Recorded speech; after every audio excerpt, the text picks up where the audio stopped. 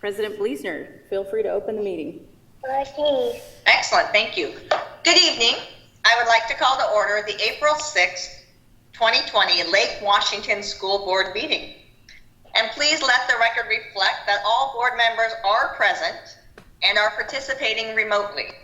All meeting participants will also be joining this meeting remotely in alignment with current proclamation issued by Governor Inslee. The board meeting will be live streamed and is viewable on the district's website. If you're unable to live stream the meeting, you can call 425-936-2805 or 425-936-2809, i.e. 471-683, to listen to the meeting. This information is also available on our website. Just so you know, regular board meetings will continue to be live streamed on the Lake Washington School District website and posted for viewing within 2 days, as long as district staff are available to support these functions of board meetings. Please note that there will be no in-person public comment to ensure social distancing. All public comments need to be submitted to Diane Jenkins at djenkins@lwsd.org by 1 p.m. on the day of the board meeting. And these same procedures will be used for all of our board meetings scheduled in April. So with that, I will now entertain a motion to approve the April 6th agenda. So moved. Second. It has been moved by Director Carlson and seconded by Director Sage that we approve the agenda. All those in favor, please signify by voting aye. Aye. Aye. All those opposed? Hearing none, motion carries. All right, so our first item on the agenda tonight, as we go through our necessary and routine options, is recognitions. And so tonight we'd like to celebrate our libraries, and Cassandra Sage will be reading a proclamation proclaiming April 2020 as School Library Month. So Cassandra, please go ahead. Okay, I'm going to read it off my phone because we have the technology. Whereas school libraries provide materials for teachers and students that will encourage growth and knowledge, and whereas the school library media specialist role is to provide the leadership and expertise necessary to ensure that the library program is an integral part of the instructional program of the school, and whereas school libraries provide materials to meet individual needs, varied interests, abilities, socioeconomic backgrounds, and maturity levels of the students served. And whereas school libraries provide materials that reflect the ideas and beliefs of religious, social, political, historical, and ethnic groups and their contributions to the American and world heritage and culture. And whereas the school library contributes to the individual growth and development of all students while fostering both excellence and equity in education. Therefore, we, the members of the Lake Washington School District Board of Directors, do hereby proclaim the month of April 2020 as School Library Month. And I would like to thank the King County Library, for providing free reading materials for students. And I think staff members have more information on how to access that. So I'd like to hand this off to Dr. Stavum, who's going to do a quick walkthrough about our school libraries in our new digital environment. Yeah, you know, proclamations feel a little different right now when we are not all in sight, but I think this one was particularly important to move ahead with because in our remote access, our libraries still play a huge role in helping our students continue their learning at home. And so I believe Mindy Mallon is on our meeting with us. I asked Mindy if she would just quickly show us the route of how to get to our online library resources, just so that people can see how to get there. And if they have a question, we can certainly answer that for families. But we want kids to keep reading. If there is one thing that families can do while kids are home to continue learning, that is reading every single day. And that's from our littlest students to our oldest students. Everybody needs to have a book in their hand or be read to every single day. And I don't know about you, but even as an adult, I love it when somebody reads to me. And whether it's online books, audio books, or somebody physically reading to you, older siblings reading to younger siblings reading to older siblings, all of those combinations. And I would love it if we would have people post pictures of themselves reading a favorite book or something that might be of interest to others for a resource for how you do that at home. But Mindy, I'm going to ask you to share your screen and just quickly show us how to get to those great library resources. All right, let's see how I do here. Can you guys see that? Yes. All right, so this is under students and families, and so this is actually under our it'll either be K-5 or 6-12 research and homework resources. And so each of our libraries at all levels have what we call a library catalog. So in the library catalog, they will list several different resources that students can access here, and some of those are just online resources, maybe different digital resources that are available. Some librarians, for example, if we look at Kirkland Middle, they have a book list that actually connects with KCLS, and then they have a link for KCLS. But all students, so there should be multiple places that a student can access the KCLS library resources or the portal. And so if you look on our homepage, you'll see that it's linked here. And this provides ebooks for our students and a whole multitude of databases for our students to access. They also offer tutoring for students, and so they are a wealth of information for us. All of our students, what they would do is they first come on and they find a resource. So for example, if I'm going to check here under ebooks for downloadable audiobooks for teens, I would then select a book. And I'm just showing this in case some of our family members out there maybe have not seen how this works. So if we go to the book thief, you have to select a resource and then it will ask you to borrow. And then once you borrow is where the students would then put in their library card and their PIN number. So their library card is 414 for our district, and then their student ID. And the PIN is the last four of their student ID. So if a student was to have any trouble getting in and accessing these resources, they could connect their school librarian and she will help them get access to the resources. But again, there may be different places that they will access these resources. It will either be here on our home page for our research and homework resources, or they might get it off of their school library Power School Learning page. So a couple different places they can access them. Thank you, Mindy. Thank you. Questions for Mindy while we have her there? I just wanted to make sure that parents who maybe are checking books out to read to their kids know where exactly they can find that student ID number. I think you said Power School. So the student ID number would be something that a student has. Like all students use their student ID number. If they didn't know what their student ID was, then they could call or email their teacher or their librarian. Either one of those people would be able to help them get that information. So it's not anything that's actually listed somewhere else that parents are used to looking at? No, Okay. no, it's considered private information. Gotcha. So we wouldn't publish them. Thank you. When you go into the KCLS resources, it actually creates an account for students, and so it tracks the books that they're reading. Sorry, I don't know if I'm sorry, I thought it was off. It tracks the books that they are reading, and so it becomes their personal space within the KCLS library. So it helps parents know what books is my child accessing, what are those that are on hold for them, that type of thing. Super, thank you. You're welcome. Okay, Mindy, we'll ask you to unshare your screen and I will turn it back over to President Bleasner. All right, thank you very much. I appreciate that. Would also like to say libraries in general are great resources for everything. Research projects, you have a question, my favorite thing was always to ask a librarian what suggestions they might have, in which I could find information and they could give me a whole list of things. So this is a great opportunity to be able to use those resources. So thank you very much to our school librarians and all they do and being able to integrate all of that. Our next item on the agenda is public comment. There was none currently sent in for this time. We have received emails and comments from parents that have been responded to in different ways, a lot around the educational resources and continuous learning opportunities, as well as some of the distance learning. and more information will be coming out about that as things come through. So the next item is the consent agenda. And I will now entertain a motion to approve the consent agenda. Move approval.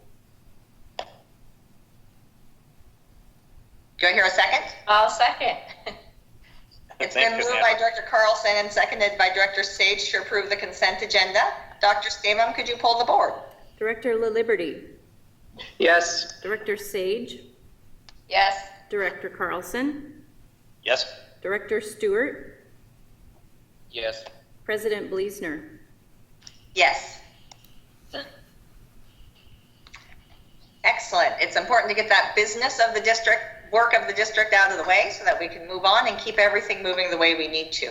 So the next item on our agenda, as there is nothing on the non-consent agenda this evening, as we focus really on the business priorities to keep the district moving along, we will have the superintendent report on the updates with our school closures. So Dr. Stabem? Yes. Well, this afternoon, as you know, we heard the proclamation by Governor Inslee that effectively closes our schools in our state for the rest of the school year, and that's closing our physical locations. But we know that that does not keep us from continuing with our plans to deliver remote instruction. And we know that, at least for me personally, it kind of felt like a gut punch this afternoon. I think we've all kind of been holding our breath, thinking, well, maybe we'll just be able to extend into May. Maybe we'll be able to, kind of come back at some point. And so I think there's probably a lot of emotions around our district today, from disappointment to frustration to happiness and everything in between, as people are just really coming to terms with what this means. This is a school year unlike any, I think, any of us have ever experienced before. So we're going to keep moving ahead, and we have already laid out the plans of our district. We've had questions by why are you doing anything for learning, all the way to why aren't you doing more? And so we are trying to move forward purposefully with planning that makes sure that when we do move to a much more robust version of our online delivery, that we are ready to do that. We're ready with our devices, with our infrastructure, with our bandwidth, with the resources that teachers are working on right now, and that we're going to do this the right way so that we can see this through for the duration of our school year, which is another good solid 2 months. And so we've got a lot going on, and we have asked people to do things very, very quickly. This is not a normal time frame. And I want to remind people that this is while everyone is at home, including our teachers. We have teachers who are doing meetings with their colleagues in preparation with babies in tow. We have people who are responsible as caregivers for elderly parents right now, who have many people in a household potentially trying to be on their internet, and everybody is doing the very, very best they can, but these are not normal circumstances. And I want to make that really, really clear. This isn't like having a year's preparation to take an entire system of over 40,000 people online in a completely different environment. And so I want to give a shout out to all of our staff for all the ways that they've been working to prepare instruction for our students so that we can make good on what our governor is asking us to do in our school district. Very, very proud. So tonight we're going to have another couple of specific updates in preparation now for what is going to be a longer closure. And we have some key points to make both for instruction as well as online learning in terms of technology. The other thing that I just want to say before I forget at the end of this is we know that there are all kinds of questions out there. One of the biggest is, what are we going to do about graduation? And right now we don't know, because we may have a little bit more flexibility by June to do some things with people gathering in some limited ways, but we don't know that yet. We're also going to plan to coordinate with our high school principals and some of their students, because I think students need to have a voice in what they want to do for graduation. They have all kinds of ideas, from let's delay this and see if we can do it as usual, to let's do something virtually, but we need to hear from our kids before we make those decisions. So we'll be coordinating that with our high school principals and some student representatives.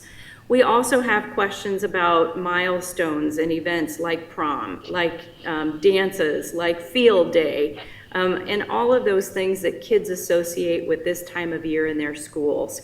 And so for the most part, probably most of our events will be canceled for the remainder of the year. But there are a few that we may be able to do in a different way, or that we can push to next year. And even if you are heading into that next grade, there still may be some ways to do this spring's field day and next fall's beginning of the school year, and some other ways that our principals are going to help us work on with our kids.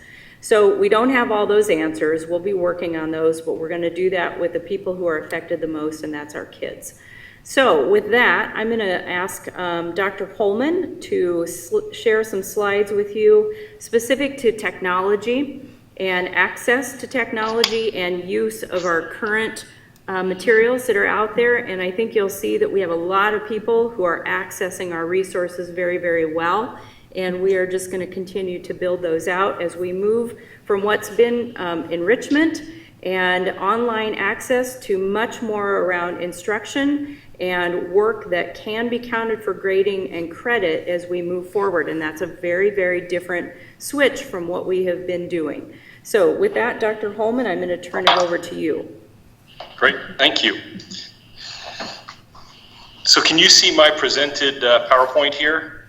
Okay, great. That's in presentation mode, so I didn't know if that would show up correctly. So tonight, this is a presentation really looking at the technology support systems that we are actively working on, things that were in place before the closure, and really talking specifically about what are the things that we had to do because of the closure to modify some systems, upgrade some systems, and provide support for students, families, and staff. And so there's three distinct departments that I want to talk about tonight. First is our technology operations. They really work hand in hand with all of our departments to make sure that we're providing a safe and secure environment for our students to learn in, to provide a system of support for students, staff, and families, knowing that that support is part of that is professional learning. Part of that is the technology and hardware support. Sometimes it's a phone call, sometimes it's an online ticket. And then it's also to provide hardware and make sure that it's hardware that allows for access to resources for both learning and for work. We also have our technology integration department. That is the group that is tasked with ensuring that our teachers have really what they need to be able to teach students. And so when you think about some goals that they're focused on, it's about ensuring that staff have the training and resources to implement current and new technology systems, and to provide relevant support to ensure current and new learning systems are safe and secure for students, staff, and families. Another part of technology integration is that evaluation of any resource that we use with students to make sure it aligns with our requirements. And we have another branch of our technology systems. It's really our data research and accountability department. And so Tim Krieger and his team really work hand in hand with Mindy Mallon in technology integration, Sally Askman in technology operations, to make sure that our data systems are maintained and functioning at required levels, and that's current and moving forward, and to evaluate systems for students and staff in the data accounting to determine valid methods for collecting and reporting. Because while students aren't in school, we still have reporting obligations and things like that as we move forward. So when you think about the technology support that is required during the closure, Sally and her team had to really rethink, what does it mean to be a help desk support system for students, staff, and families? And so they actually developed a new student family help desk system, knowing that the questions that were going to be asked around technology support would be different. We've maintained our staff help desk process and On this next slide, it shows how many questions have come in, or how many requests for help have come in since the closure. This is about a third more than what we typically receive during this time period. And you can see in that column of family access, that is that new family help desk support. And so families are accessing that. They're able to get their questions answered. You can see that 2/3 of those requests have already been answered, responded to, and closed. Those are all being tracked in a database so that schools know which of their families are asking questions for any follow-up later on as well. When you think about expanding access to technology and connectivity, we know that once the school closure took place, and now today, hearing that school will be closed for the remainder of this school year, that access to technology and connection to the internet is critically important. And so just a few data points for our students. We know that all of our secondary students are outfitted with a district issued and imaged laptop. I key on that word imaged because we create a student image, which means how the device is set up, which is specific to our network and our infrastructure, and that's an important part for later on in the presentation. Since the closure, we have outfitted 2,585 elementary students with a district issued and imaged laptop. Recently, we have just received another 192 requests that we will be working with those schools and families to make sure that they get those quickly.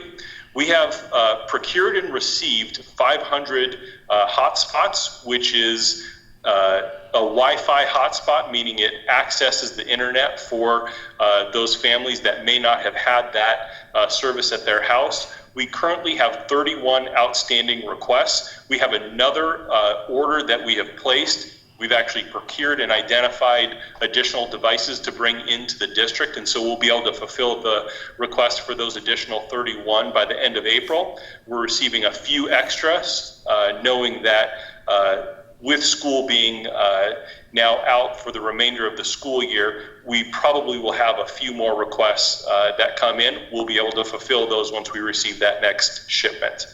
And we also know that our technology services departments are partnering with our assistive technology support group because they really are working collaboratively individually with any student or families that receive assistive technology supports, because for those students, they'll have very unique and targeted questions and support needs.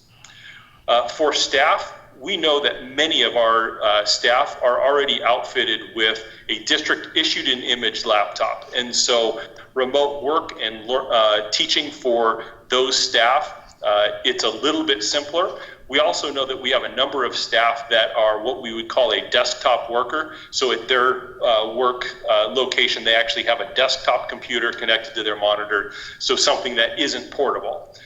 We also have staff that they share a desktop computer, so they don't actually have a device that is directly allocated to them. We have a request process that has been communicated to all of our school sites and to the district, so that anyone that needs a laptop for remote work can have access to those.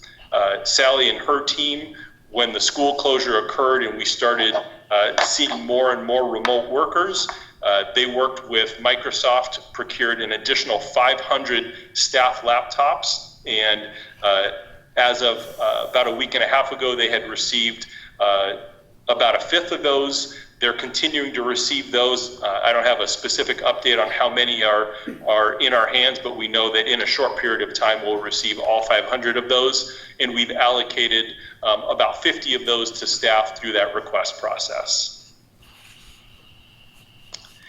And so one of the things that as the school closure occurred and as we continued to evaluate the needs of both our staff and our students, and when we started thinking about new learning, new content, new curriculum access for students, that the need for streaming video, the need for video conferencing, all of those things would be a need. And when we architected our network and infrastructure here in Lake Washington, we partnered with Microsoft very closely to say what makes the most sense for our environment. And when you think about standard school environment, you have students here on site all day long. Students are then at home doing homework, accessing the network periodically. Our network was not developed and designed to have all of our students at the same time home accessing our network. So we kind of had to rethink a few things. Again, connect with Microsoft, get their experts here on site to do some additional work to make sure that we are prepared for that new learning and new content. And so one of the things we had to do was reconfigure our direct access. And what direct access is it's essentially the tunnel that traffic funnels through to ensure that it's going to appropriate sites, that it's accessing appropriate resources and applications and extensions and whatnot. One thing that Microsoft partnered with us was to whitelist, meaning to essentially give the thumbs up to a few different cloud resources so that those didn't have to go through our direct access tunnel. And that actually allows for a faster connection because it doesn't have to all tunnel back or channel back through our network here because those are trusted resources. Because of this, we actually did have to expand what the team calls the server farm, and that's both hardware and virtual servers to make sure that we are prepared for the capacity and load that's going to be asked of it. And that was both for a student and staff access. We also, knowing that there are requests for additional types of student experiences, we had to actually update the group policies. And a group policy means when a device, either staff or student, is imaged, it's set up in a certain way. And anytime you need to change that, there's a couple of different ways to do that. The most unsophisticated terminology, you either touch the computer to update it, or through what's called Active Directory, you can push out those policies to all computers. Since all computers aren't on site, it led to a little bit different challenge, but the team was able to figure out how to update those group policies, and they'll be doing that so that students and staff have the access that they need. And just one data point, we added a 15 terabyte storage to manage increased content in video production. Because what we know is that while video production has been part of teaching and learning, it hasn't been to the degree that we're going to see over the next couple of months. And so we wanted to make sure that we were prepared and able to meet the demand of that load. Our data services team is critical to ensuring that our technology systems and support are maintained and continued. So when you think about the work that they're doing, it's collaboration between departments to make sure that the evaluation of student privacy and safety protocols for both web applications, platforms, remote working, all of those are very important aspects to kind of our new work environment and new learning environment for students. And there's a lot of nuances to making sure that as our teachers are teaching in new locations, as they are reaching out to students in different ways, that all of those venues are safe for our students and staff and data that they're exchanging. Data services, they're also developing plans for collecting new student enrollment information, because we know right now there's a number of families reaching out saying, hey, we need to enroll for next year, either a new kindergarten student or we're moving to the area, and how do we enroll? And so data services and the team, they're developing that plan right now to be able to collect that information in the virtual world, and actually that will be a benefit moving forward because it will actually revise a paper process and move it to a digital process, which is something we've talked about for a number of years. This really just forced us to think about it a little bit quicker, and the team is doing a great job of getting that in place. We also have federal and state reporting requirements that are required, and so that team is continuing to do that. And they're also supporting requested reports as we understand the unique aspects and impact of the school closure. And so our data services team is able to take data questions that we might have about a variety of different items and be able to turn that around and be able to respond to those questions with data so that decisions can be made. When you think about remote learning, we have a number of federal requirements that we are held accountable to. We have SIPA and COPPA, FERPA and HIPAA. Those all have different data requirements and obligations that as educators and an educational institution, we are required to think about the venues that students are learning in, the applications that they're learning, the applications that we're pushing out for student use, the applications that we purchase as a district to be able to use, because they all interact with students, student data, and we're held accountable to those things. And so we are committed to providing a robust learning environment for students while also keeping them safe. And so when you think about remote working and learning, there's a few different pieces that I want to point out. We have our direct access for students and staff, and that is that direct pipeline into the district network. Students and staff have that. Our Office 365 suite has a variety of tools that both staff and students use, from communication tools such as Outlook to presentation tools such as PowerPoint, and then there's the whole host of productivity tools that staff and students use. OneNote is used for collaboration between teachers, but also between staff, but also between teachers and students. We have Teams, both at the staff-to-staff level for collaboration and at the classroom level for students, and I'll talk about both of those in a little bit more depth in a couple of slides. And then Stream I put that on here specifically because that is the platform that will allow us to do streaming of video content within our Office 365 suite, and actually that will be pushed out through classroom teams. We have our Power School Learning. That has been our learning management system for the last number of years that both staff, students, and families are using. And then we have our whole host of approved applications for both staff and student use. And so talking a little bit more about Microsoft Teams, at the beginning of this year, we started to roll out Microsoft Teams as a staff-to-staff collaboration tool. We started with our administrative staff, and then we were rolling it out for teachers to start to use, staff to start to use. And by the end of the year, we had a target that all staff would receive training on Microsoft Teams.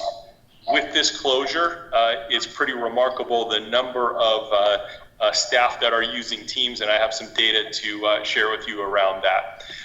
You can see here, beginning of March and end of March, a week's period of time, you can see significant increase in active users, almost an increase of 4,000 active users over that period of time.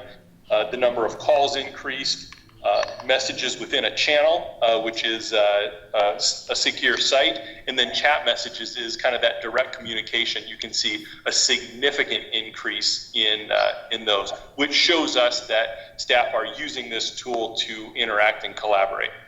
Another set of data that I want to point out, and this is just for the last 7 days, and this is also almost mind-blowing, the number of hours that are being spent within Microsoft Teams, but this really tells us that it's being used as a very robust collaboration tool. And so, and this is the audio video communication usage over the last 7 days. So there's been over 18,000 hours of audio dialogue on Microsoft Teams. There's been over 16,000 hours of video dialogue, over the last 7 days, and there's been over 8,500 hours of screen sharing, so exactly what I'm doing with you right now, over the last 7 days. That tells us that staff are using this tool of Teams very well and very deeply for their planning, for their connections, for meetings and whatnot. And then talking about classroom teams. We have a learning management system in place right now, which is Power School Learning. We know that Microsoft Teams has really two sides. One is really the adult-to-adult collaboration, and the other is teacher-to-student collaboration, and that's what we're calling classroom teams. And so in working with our partners, Microsoft, figuring out how to get this plugged in a way that we do it well, that students are safe in this environment, knowing that we have not, to date, done that robust training that we typically do anytime we roll out a strategic initiative. Mindy and her team are, and Sally and her team, are actively developing the training resources that will come alongside the classroom teams so that it is available for use. And really the two specific aspects of Microsoft Teams that they're developing training around, the initial training is around streaming video. So how do I get a video into stream, and then how do I allow students to access that through our classroom team site, and then also virtual conferencing. That's the video conferencing, dialoguing with students and families and whatnot over Microsoft Teams. There's many other parts and pieces of classroom teams that we will continue to develop training around, but we know that all of our teachers will participate in a training around classroom teams, and this will be a tool that we move forward with using.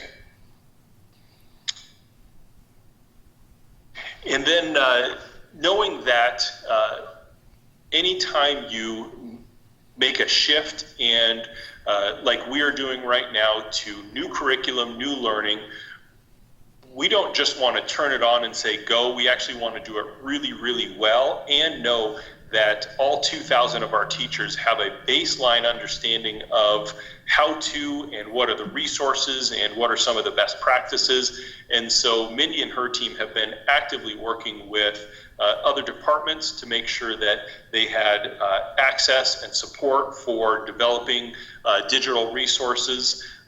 Mindy's team developed some how-to resources for both parents and students around Power School Learning and our digital resources.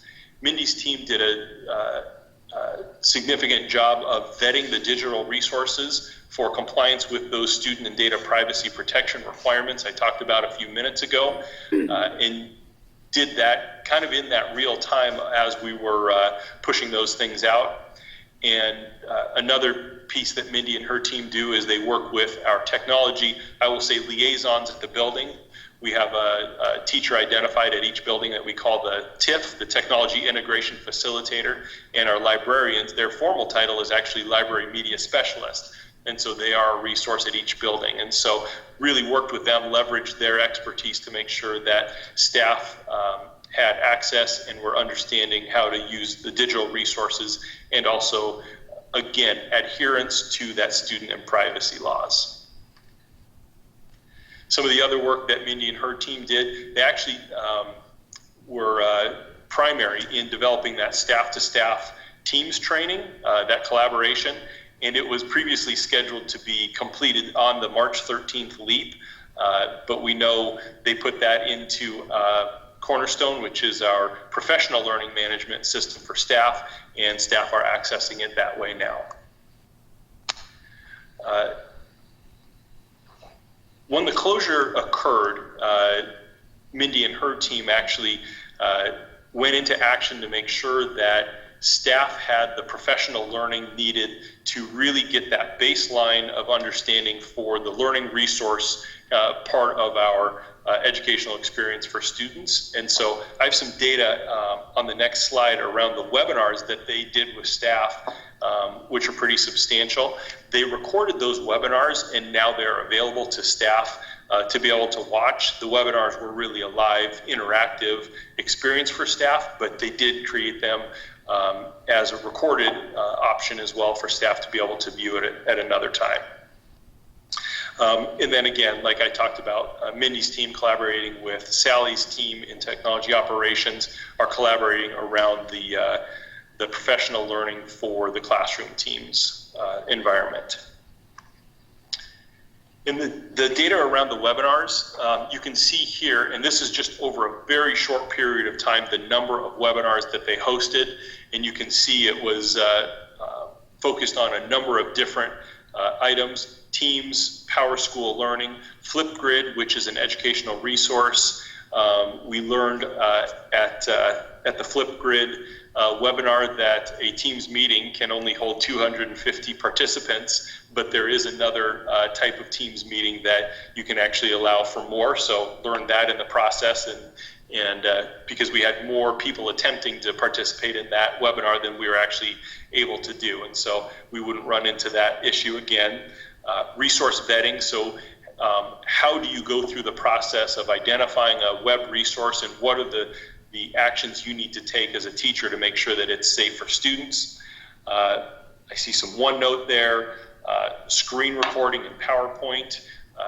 You can see that actually had significant participation because PowerPoint is a very robust tool that many of our teachers use right now, and so being able to have the screen recording aspect in PowerPoint is going to allow our staff to be able to use that and push it out to students as we enter into this next phase. And you can see at the very bottom there, over a 2-week period, they offered 13 webinars with over 1,400 participants, and with the recorded webinars, there was over 500 individuals that went back and participated in the webinar as a recorded session. So close to about 2,000 participants in the webinar series.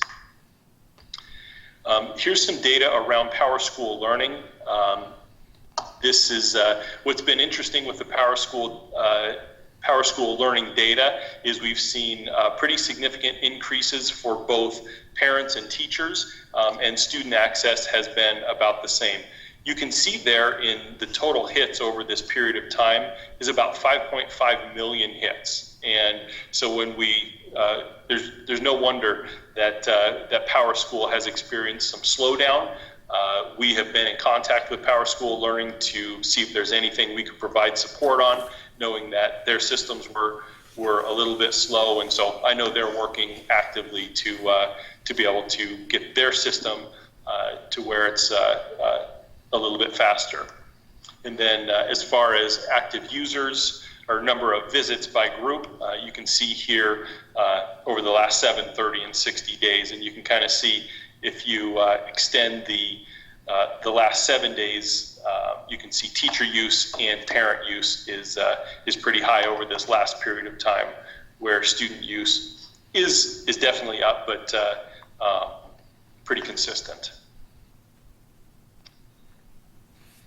And so the other thing that we've had to do is really shift some of our priorities during this time, because this all came at everyone knowing that there was additional work and things that we wanted to accomplish for our students. And so we did have to shift resources and focus to meet the demand,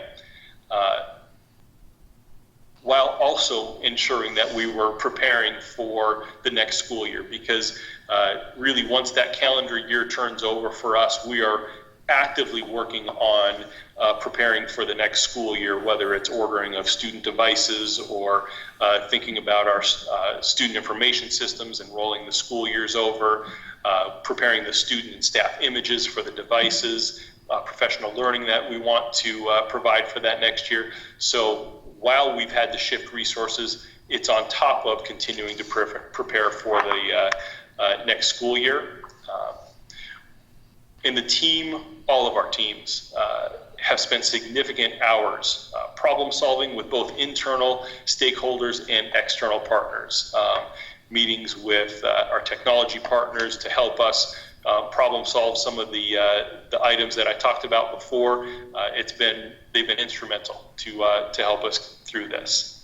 And then it's a continued day-to-day effort to make sure that we're meeting the current demand and requirements, because like I said early in the presentation, we have 192 current students that reached out and said that they do need technology, and so the team works to get that in their hands as quickly as possible, knowing that it's critical for that student and that family to have that technology experience.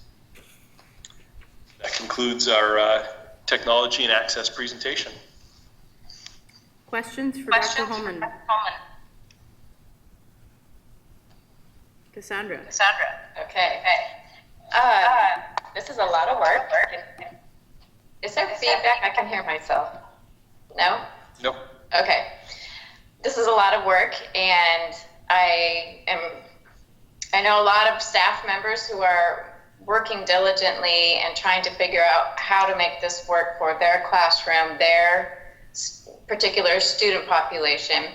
And I'm wondering, other than hearing anecdotally, how are we hearing how staff are doing, whether they need help? How do we have a way of surveying parents and seeing, what it is that's working for them and what they might need more of? I mean, it's the same for students. Right. When you say surveying parents to find out what's working for them, could you be more specific? Asking for their input as far as, is this particular method working for your student? In general, are you able to, Gotcha. Are they learning online? Are they able to sit and actually listen and fulfill the expectations and create a product? Right. I mean, I think input from all sides are going to be very necessary in order to move forward and to keep on top of learning as much as possible in this time. Do you have a current way of getting that feedback? Yeah, so a couple of things on that. One, I'll start with staff. Well, let me actually start before that. It has been uniquely challenging with the state requirements kind of changing on us.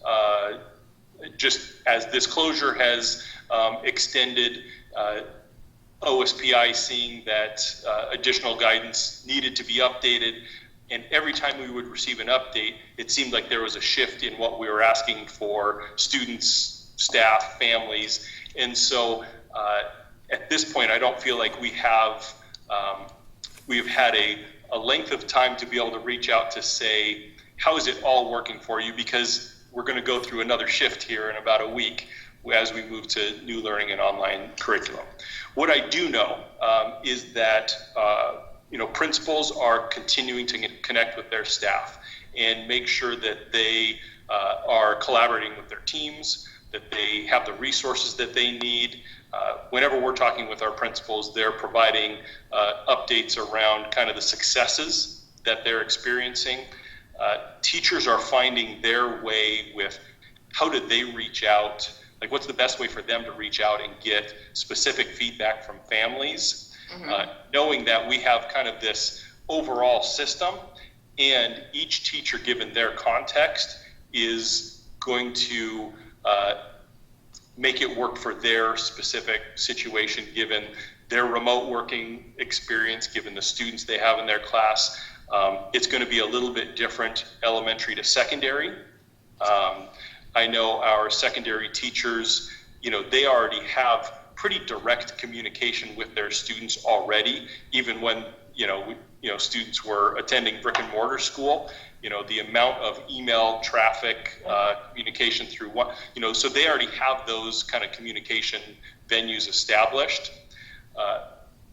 I know that Mike and the team are thinking about, and I know Mike is on the call, so if he wants to jump on and comment about this, as we move forward, how do we get stakeholder voice in this? Mike is meeting with a series of staff groups this week to do some additional work. And so, Mike, if you're on, do you want to talk a little bit about that? Yeah, Sandra, to go to your question too, remember we're shifting to a very different form of instruction from optional supplemental enrichment resources to more curriculum-based graded assessment. So that's going to require a very different approach to delivering instruction, and many of the tools that John just described are going to be the tools that teachers now start to use to deliver that. So video conferencing, video streaming, opportunities for students to connect on teams. So those tools haven't been put in place yet, and so we don't have enough information or time to gather data on what we haven't put in place. At the same time, as you know, we have a number of teachers who are doing kind of an early rollout of curriculum-based instruction. So they're using the curriculum, advancing learning, and using the tools that we have in place already, not the tools that John's described yet. And so next week we are planning on having them send home a survey to families to ask them about their experience. We're also going to ask questions about the level of structure that's needed. We're hearing from some families that they want very tight, very specific assignments in a very structured way. We're hearing from some families that is way too much and it's pushing their kids kind of over the edge in terms of what they can manage at home. So we want to quantify that a little bit better. So that survey will be going to the families of the teachers who are in the early phase of curriculum-based instruction next week. There are about 165 teachers that are participating in that right now. And so we'll have that data to look at. And then what I would recommend is that when we start actually using these tools and this approach more robustly in the coming weeks, that we're checking in with folks along the way there. So we do have plans to make sure that we are getting feedback from all of these groups. Yes, we do. Okay, thank you. Yes, and we've talked Appreciate about that. some creative ways to do that too, and using some of our classified staff as just checking in, because the other point that brings up is it working for you instructionally, but just how are you doing and how are things going are some really important questions that I think we need to keep doing as we engage families. So the other question I have is, as each week passes, there are differences and changes coming down from the state for all people. We're hearing from the governor on staying at home longer. We're hearing all sorts of different changes. Are the opportunities that we currently have for students as far as meals and childcare and other resources, are we sending out, I think I saw the meals, weekly reminders that these resources exist? Because I imagine we're going to have more and more people who need those resources the longer this goes on. Yes, that's part of our overall plan so that people stay aware, because it's another kind of good point that you bring up with that is as time goes on, this does change. And I think probably the guidance from here on out in terms of what schools have been asked to do from now to the end of the school year is probably not going to change much from what it is right now, but it's going to stay, it's going to be keeping people engaged with that, keeping them coming back. And Shannon and her team have talked about kind of a series of things each week, both for just helpful information as well as reminding people where to go and how to get things. And as the needs change, we'll respond. But hopefully people are also getting in kind of the routine of it now. And so they're familiar with how to get things and where to get things that they need, or they have a friend who's been accessing something and can pass that information along. What we don't know is kind of beyond the school closure date of June, what that's going to look like through the summer. I think that will be some of the next questions that we'll have is what does summer look like?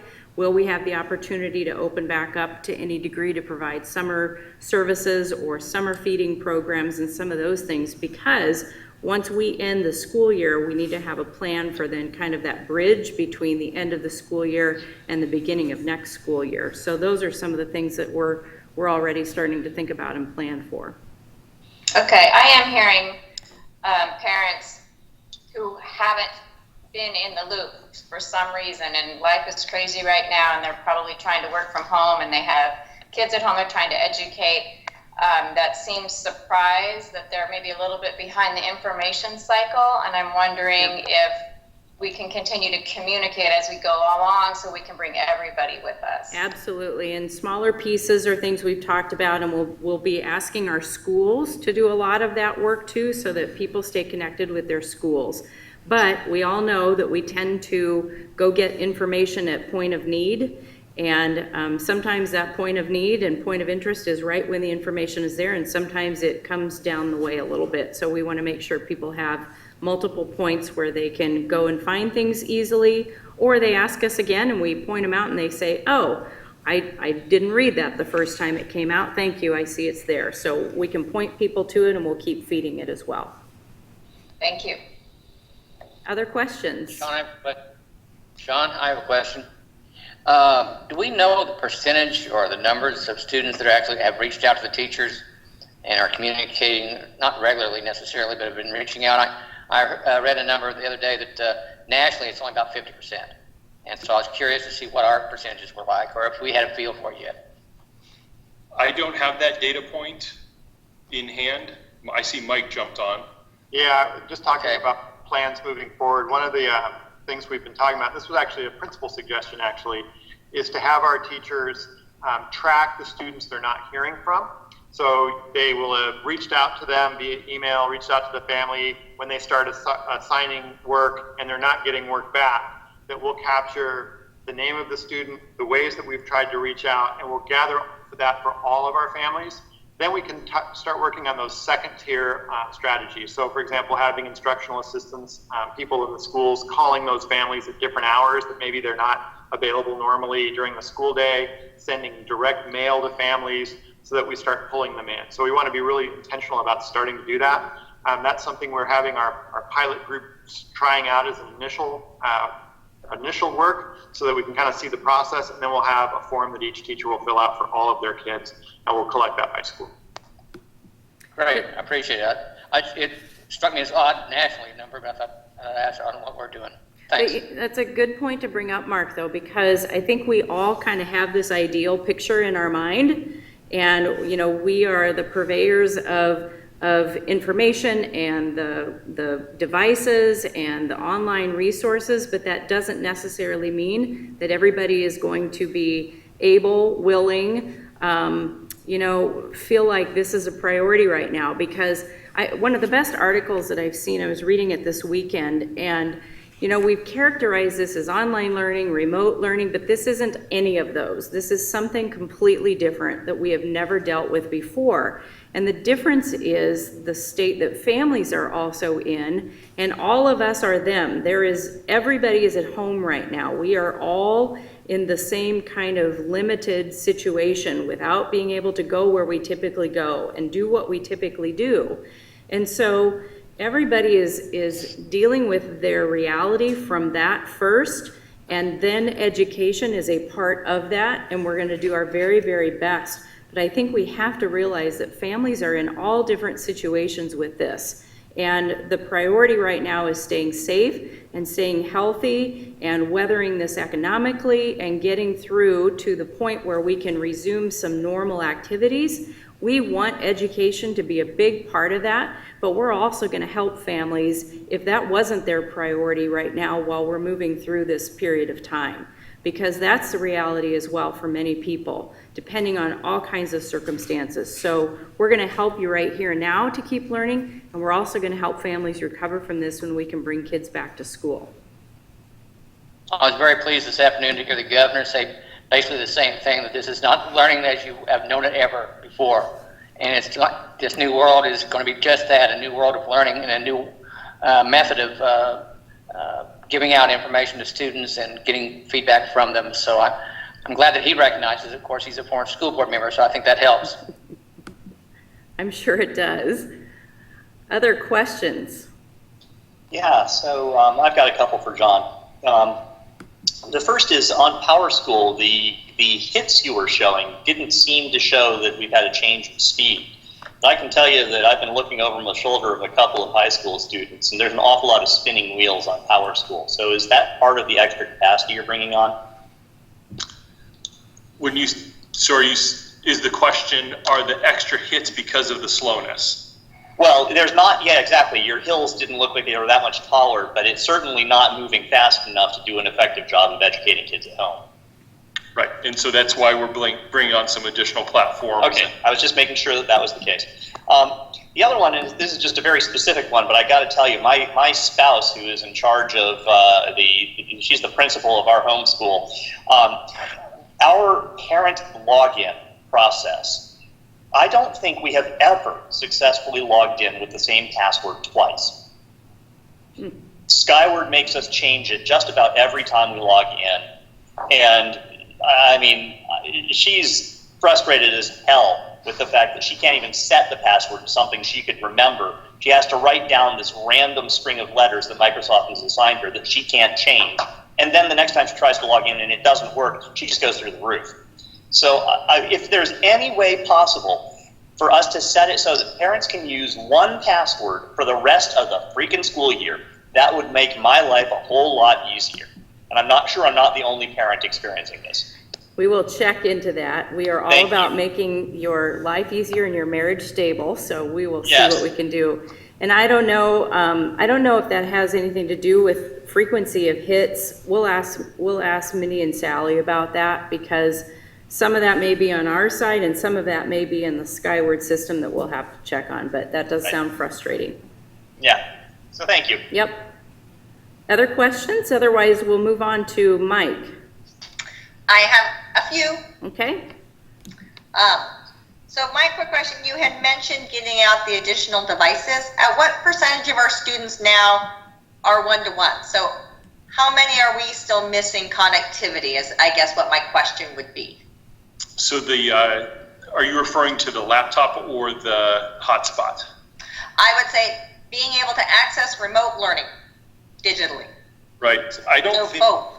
Right. I don't think we have a good barometer right now on who has access and who doesn't.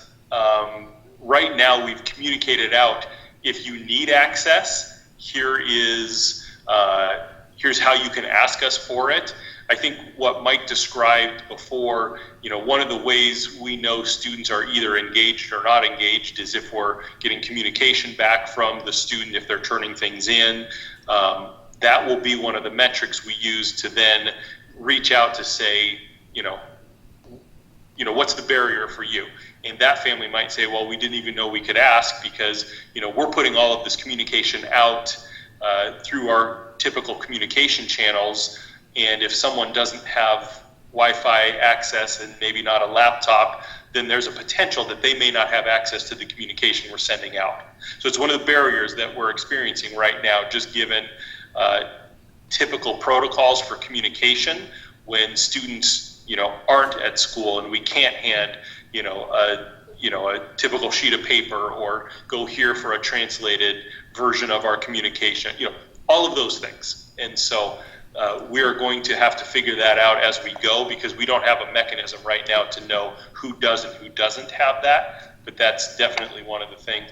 And that is the reason that as Sally and team were looking for additional hotspots, they procured more than what the current demand is, because we have a sense that once school turns into new curriculum, new learning, graded work, that we will have additional requests.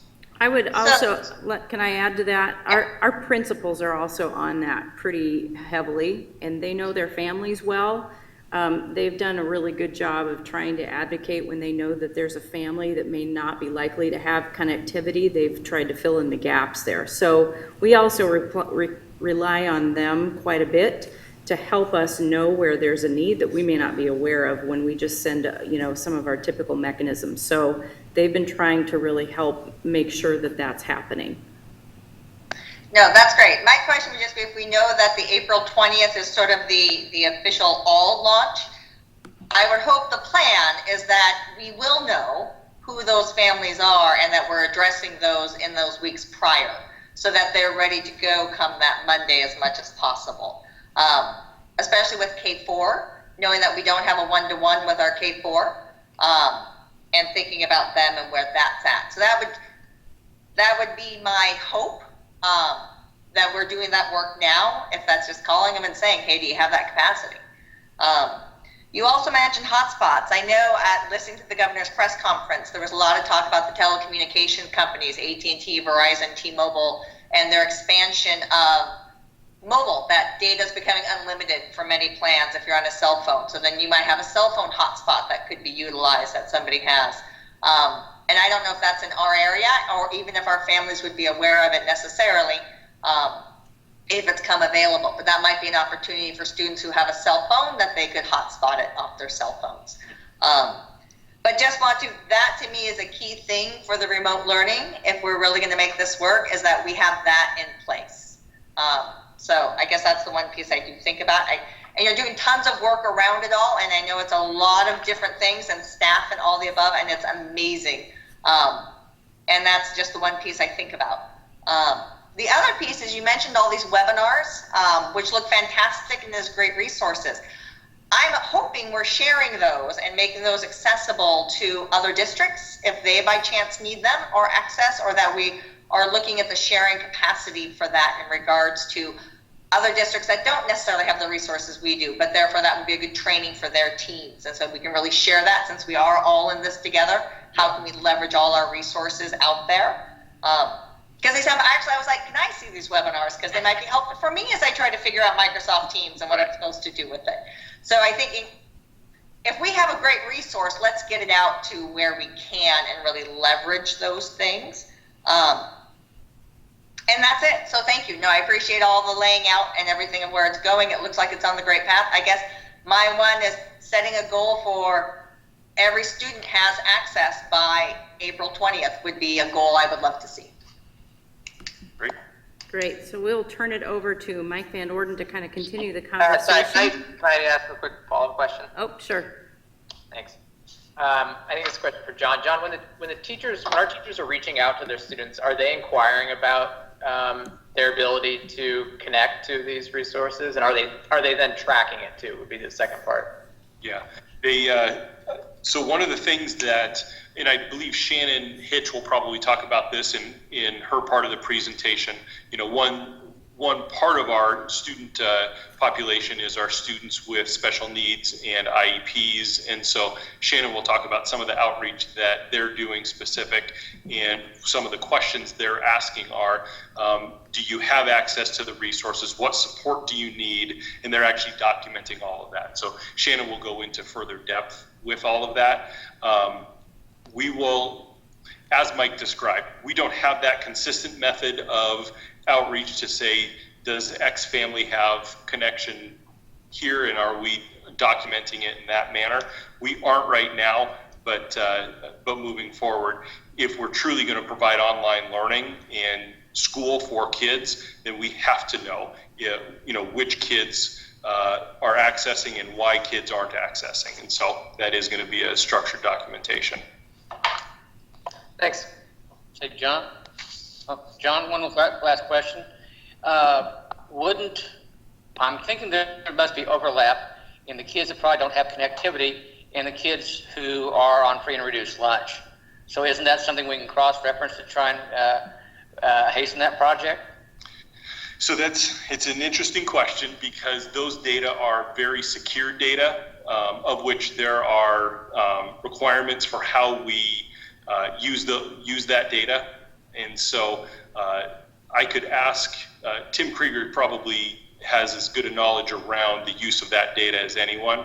My guess is there's other ways we would need to do outreach to students other than that as the data point, just because of all of the different rules around the use of that data.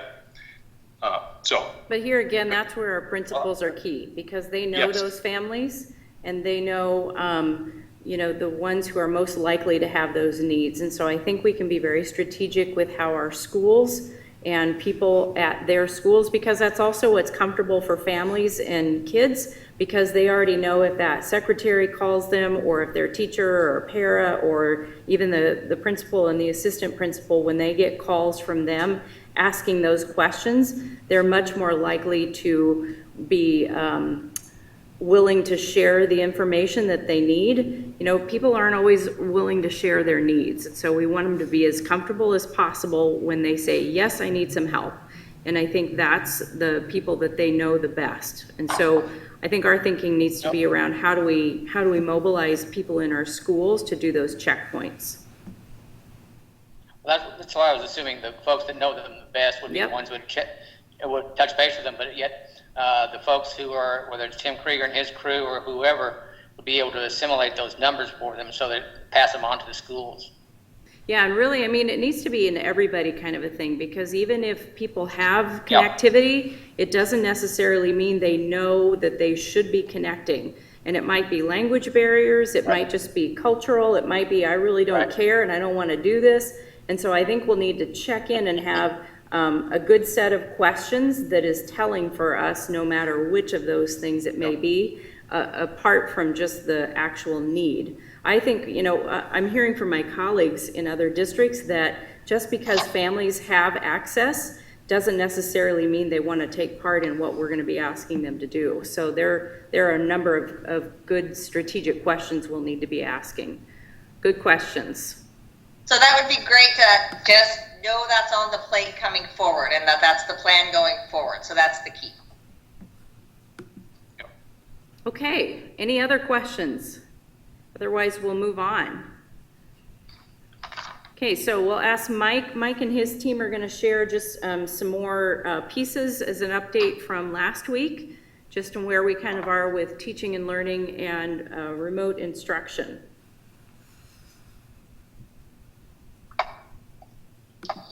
Thanks. So we're going to have Dr. Shannon Hitch and Kelly Pease share some updates for special education, special services, and intervention services in a moment. I wanted to give you just some updates in general since our last meeting. We have had teams working all of last week and this week as well to start to develop resources and guidance for teachers and students and families. And so one of the benefits of having a little bit more time than maybe some districts that jumped ahead is that we can actually provide those resources to teachers so that they can do a better job. And by better, again, we have to remember the time and the pacing and all of that. But I did want to share with you an example of some of the work our teams have been doing over these past couple of weeks. And so I'll pull up a document for you here. So can everyone see that okay? So what these teams have been doing is been thinking about things like how do we teach in these new conditions? What do we teach in these new conditions? How do we assess in these new conditions? And so they're developing guidance in those areas for teachers and students and families. And so everything from defining what we mean by continuous learning so that everybody has a clear picture of what that means. And again, continuous learning in these times are very different than if we weren't having students and teachers locked down in their homes. We were talking with one teacher just last week, for example, who was giving us some guidance in some of these areas. And she actually had her child on her lap with her at the time because we had a meeting that had to be at a certain time and she was taking care of her kid. That's the reality that our teachers are in right now. That's the reality that our families are in. And so to think about remote learning right now, we have to keep that in mind. At the same time, we want to be thinking really specifically about what does it look like. So we have examples like that. Our teams have been developing guidance around, as I mentioned, the what needs to be taught. So what must we address in the time that we have remaining to make sure that we continue to advance learning? What things can you do if you get through the things that are required, and what's ongoing enrichment you can do? In addition, they're thinking about things like how do we have students assess themselves? Because assessment's a whole different ballgame when we're talking about students at home in environments where they have lots of folks. So all the way down to kindergarten where kids are self-assessing themselves on their completion of different work, up until you get into intermediate grades and students are talking kind of about whether or not they are getting the concepts, whether it's making sense to them. We know that student self-assessment makes a big difference for kids as they think about their learning.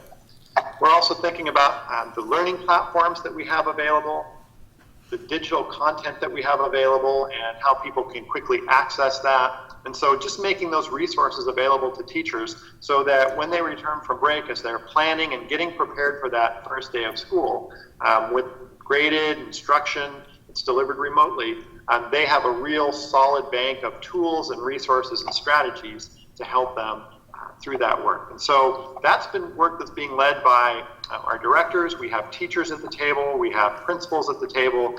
They're working all through this week to help us to develop much of that guidance.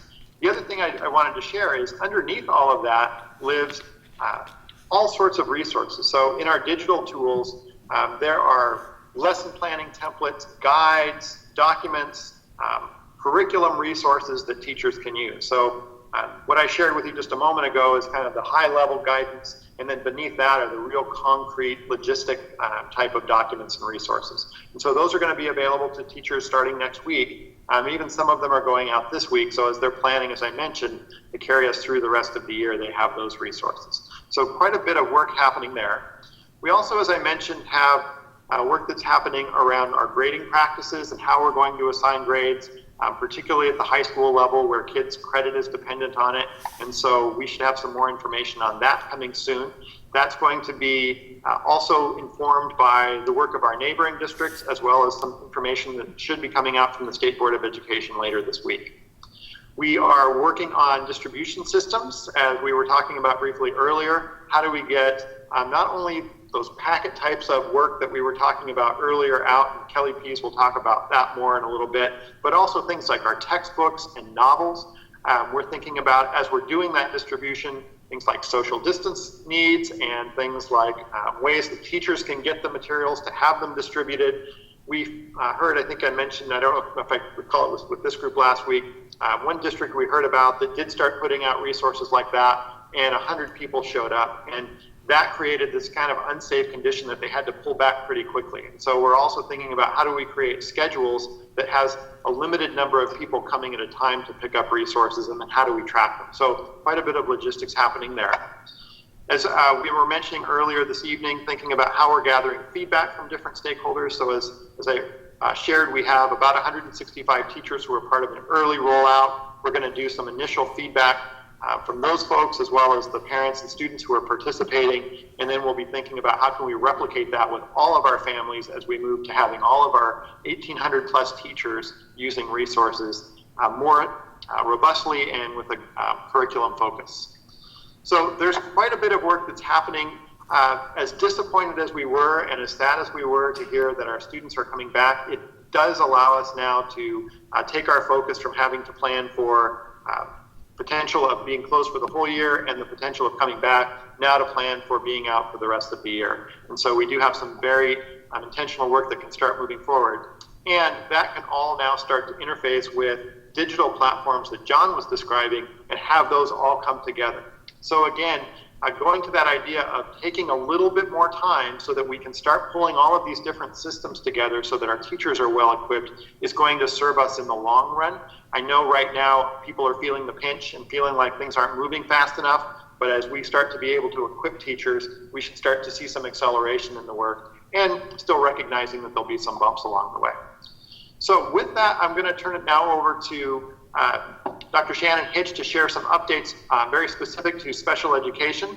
And then once she's done, Kelly Pease will share some updates on intervention services, and again, how this work is being really thought of in many different ways, and the different services and students that we provide. So I'll take me just a moment to get those up and make sure that you can all see them. Let's see here. I'm going to start by sharing. Oh, wait, first I have to get into display mode here.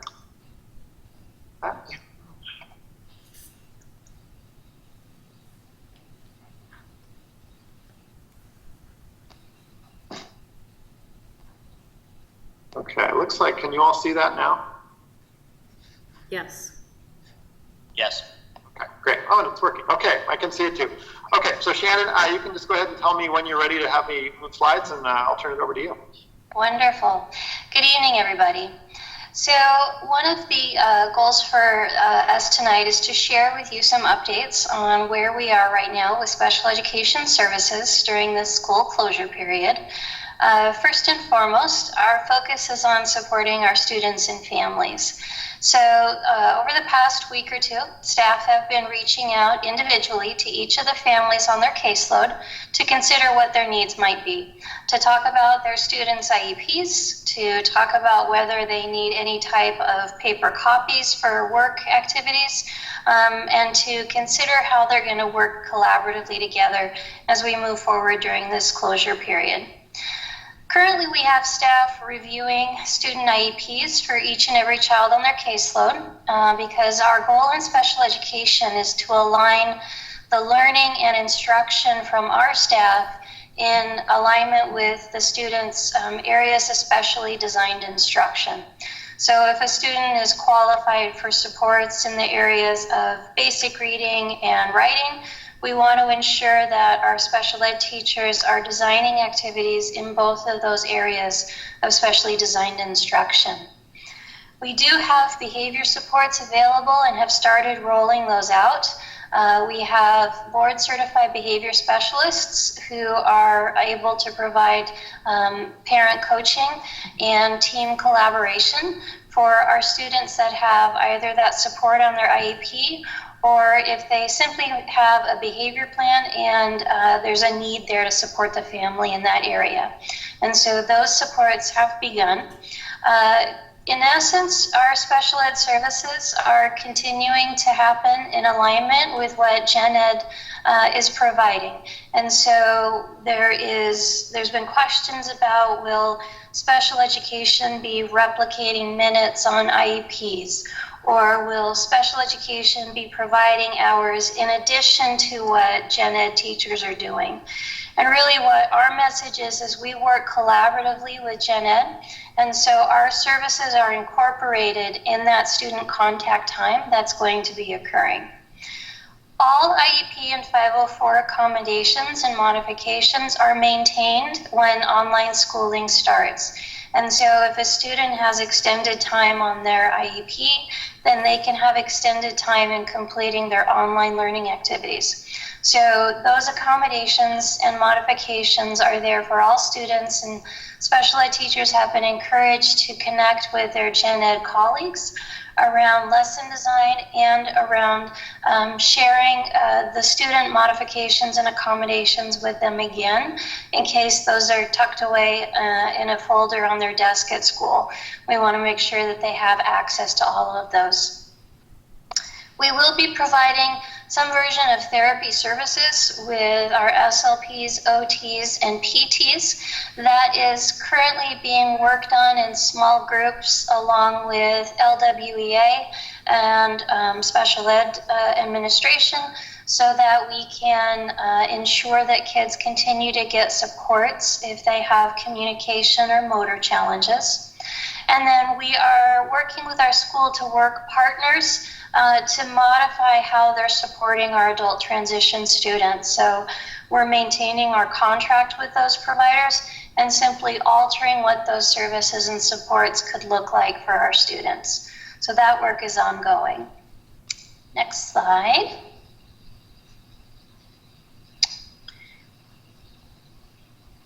Thank you. So there's a number of questions or considerations around compliance during this period of time. Special education compliance is a challenging topic when everything's going well. And so it's a particularly unique and challenging experience during school closures. So we are following right now state and national guidance around how we're implementing compliance measures. And so during the school closure, annual IEPs are continuing, triennial reevaluations are continuing, and our birth to 3 transitions are continuing. There will be some exceptions here and there for individual student cases, but for the most part, those timelines and efforts will continue as we move forward. Child find and initial evaluations, on the other hand, those are on hold because those are actually something that is very difficult to conduct when you're in a virtual learning environment. And in addition to that, those requirements are mandated by school days. And so right now we don't have operational school days, and so those timelines are on hold. Birth to 3 transition students, all of our little ones turning 3 years old this spring, typically they transition into our early learning programs. And so in this instance, we've been working with our Birth to 3 partners like Kindering Center, and they're going to continue to serve our students until school resumes. And so those little ones are continuing to get their therapy services and their supports during this period of time. What we do know is that upon our return to school, every child in special education, which is a significant number for us here in Lake Washington, is going to need to have a review around considering their need for the potential of an extended school year and or compensatory services. So that is something happening at the state level where they are trying to start to figure out how that could be implemented.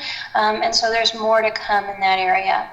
And then we're also working across our departments to ensure that we're meeting the needs of our graduating seniors to ensure that we're able to get them across the graduation line. So some of the work that we've been engaged in over the past couple of weeks, we have a curriculum adoption committee.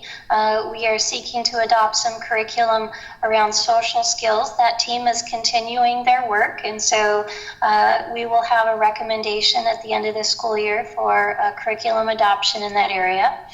Professional learning is happening for special ed teachers, related services, and paraeducators. Last week, I held virtual meetings with all special education staff and administrators. So we had well over 500 participants in Teams meetings last week, and it was only slightly nerve-wracking to have that many people online, but we made our way through, and those were good conversations. We're continuing to collaborate with our colleagues in other districts and staying in close touch with OSPI and with other national organizations. I am really proud to say that our resources that have been developed so far are being utilized by a number of our districts that are neighbors. And so this is a time in which we're seeing just tremendous collaboration across district lines, which is exciting. Our staffing and program considerations are still moving along, so we're continuing with hiring. We're continuing with looking at program placements for next year. All of that work is ongoing. We're going to be collaborating with LWA on some question and answer documents.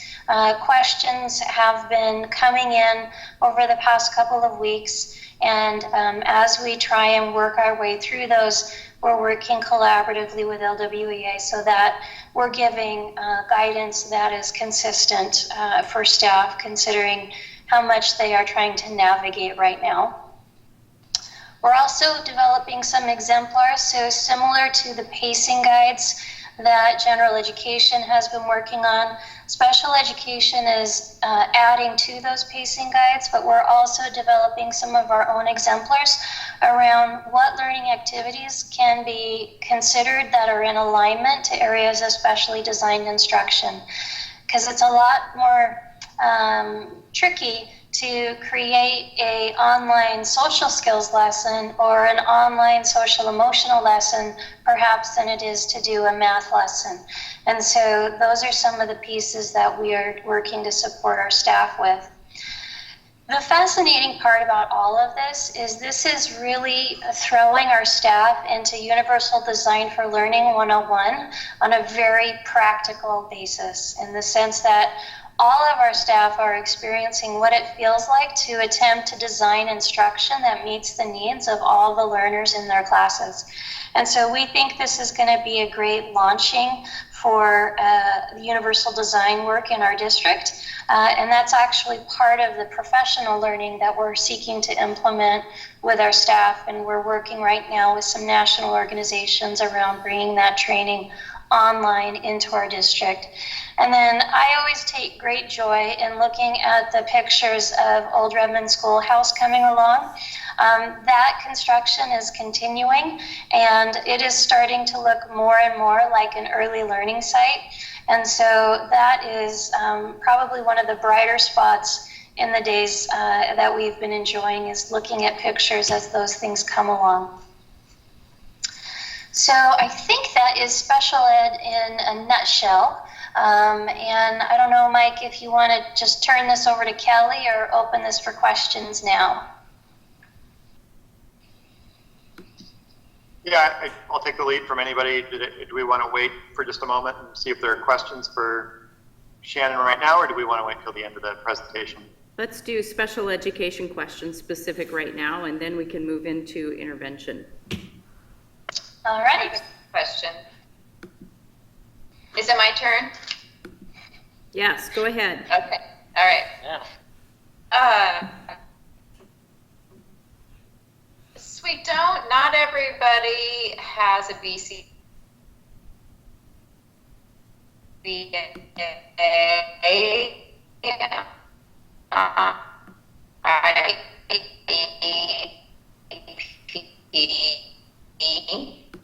but these are times that could create the need for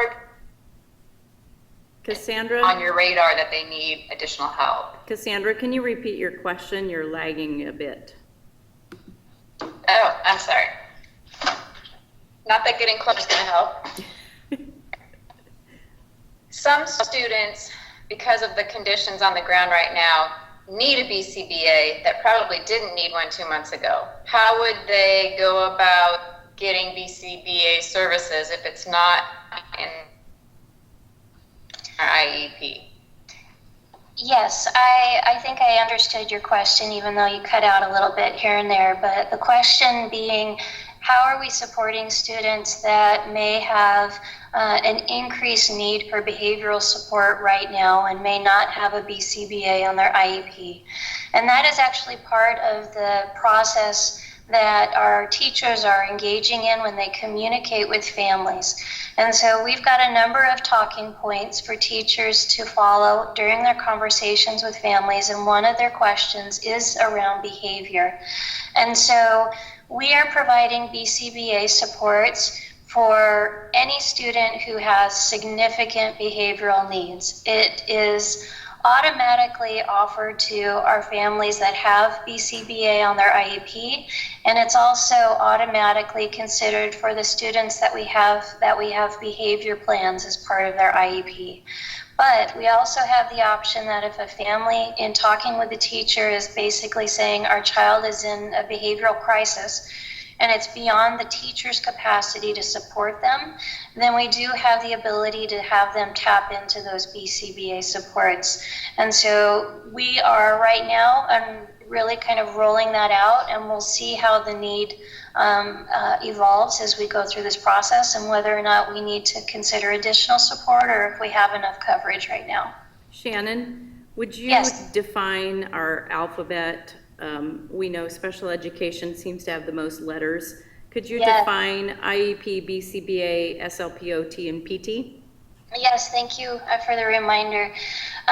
So an IEP is an individual educational plan. That is the plan that each child in special education has that outlines what their educational goals and outcomes are.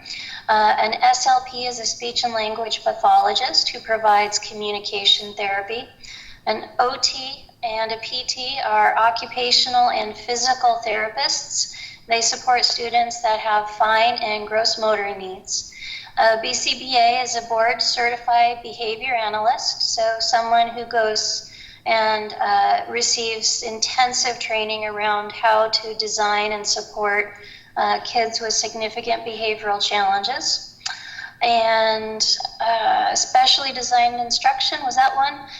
Is the service that is provided by special education teachers to enable our students to make growth and progress on their IEP goals. Thank you. Yes. The other thing that I would just say about behavior is our teachers are also great resources, and I know as we continue to move forward, they'll be working with parents because they know the strategies that were successful as those kids were in classrooms with them, and might be able to offer some helpful tips to parents and regular classroom teachers, special education. All of them have a pretty deep well when it comes to ideas and helping people change it up. One of the things that we know as educators is we have things that work for a long period of time with strategies for kids, and we have kids that need strategies that are different from hour to hour, day to day, week to week, and so they have a lot of different things that anybody can try. If parents begin to struggle, there may be things that are working really well right now, and in 3 weeks you have a student who becomes defiant or doesn't want to participate in learning. We have some ideas that they can use as incentives, as reinforcement, as kitties that walk across the keyboard.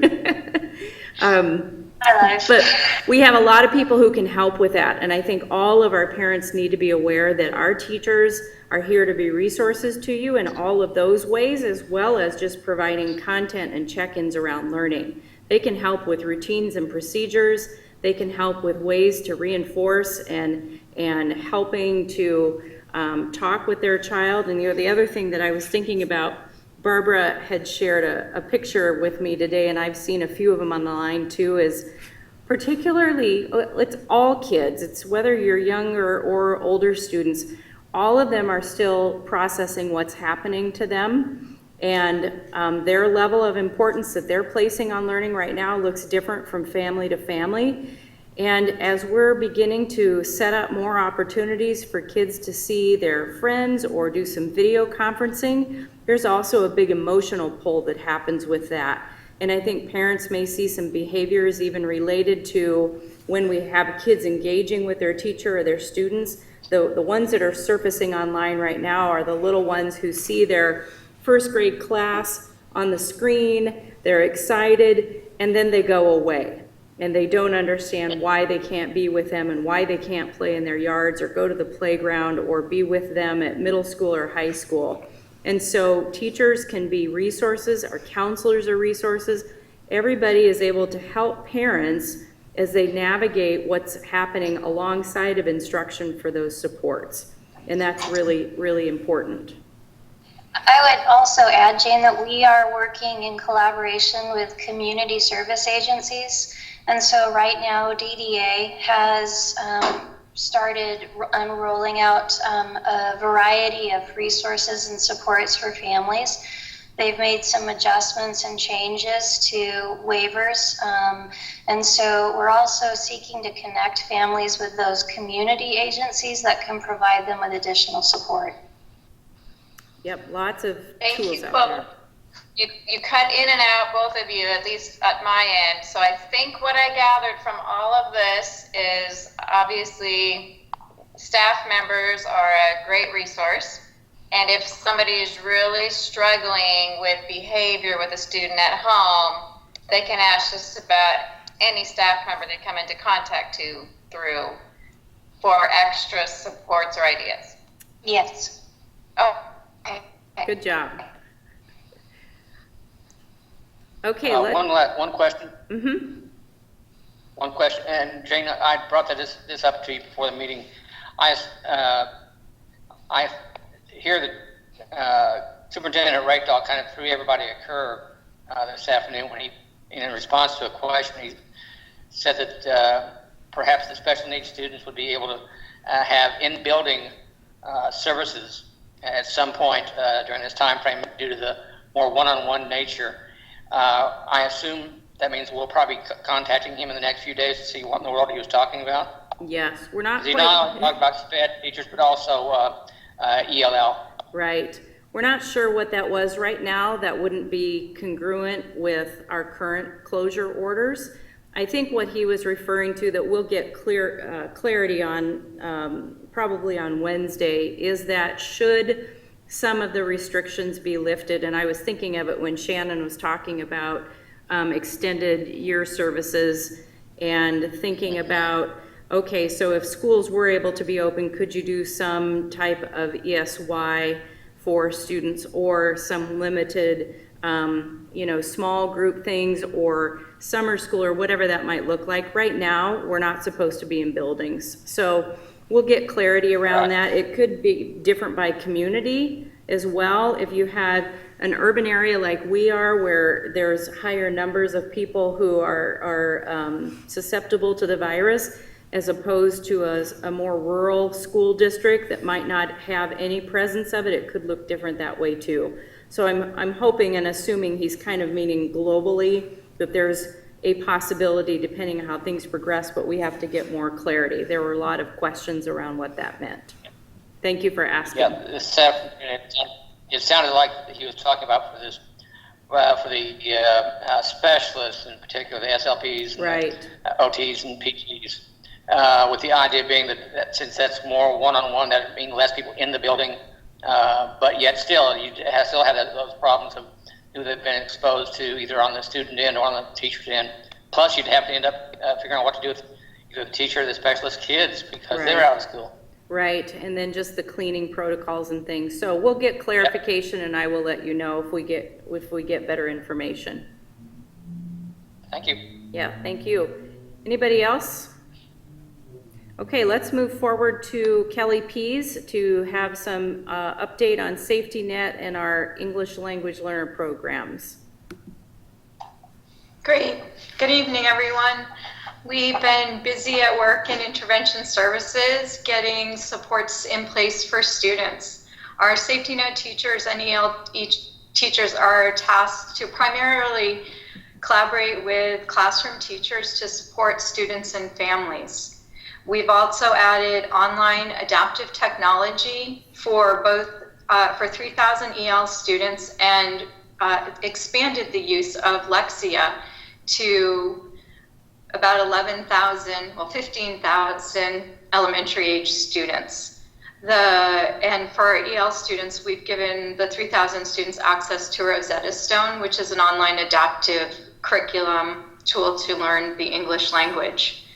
When new learning begins after spring break, we'll be providing students with online access to Wonders, WonderWorks, and Wonders ELD.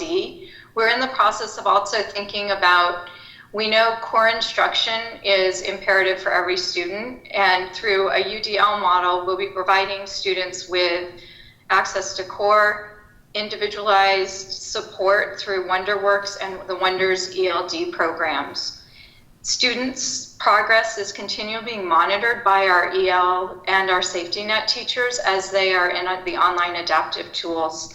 We are hopeful that as students progress through the curricula, they will be receiving just-in-time support through, you can assign online adaptive text and worksheets online for students to practice the skills that they're learning. We are very fortunate as a district that Lexia, we were able to offer Lexia to all of our students, and particularly to our K-2 students who are still really digging into learning phonics and phonemic awareness in preparation for them to be successful as they matriculate through the system, being confident word readers and able to comprehend texts that they encounter as they get older. We have over 900 students in kindergarten who also qualify for English learner support services. This year we were lucky enough to put in place some kindergarten facilitators who have been assigned to each school that are in regular communication with the kindergarten teams and supporting them with developing instruction and making things accessible to our youngest EL English language learners.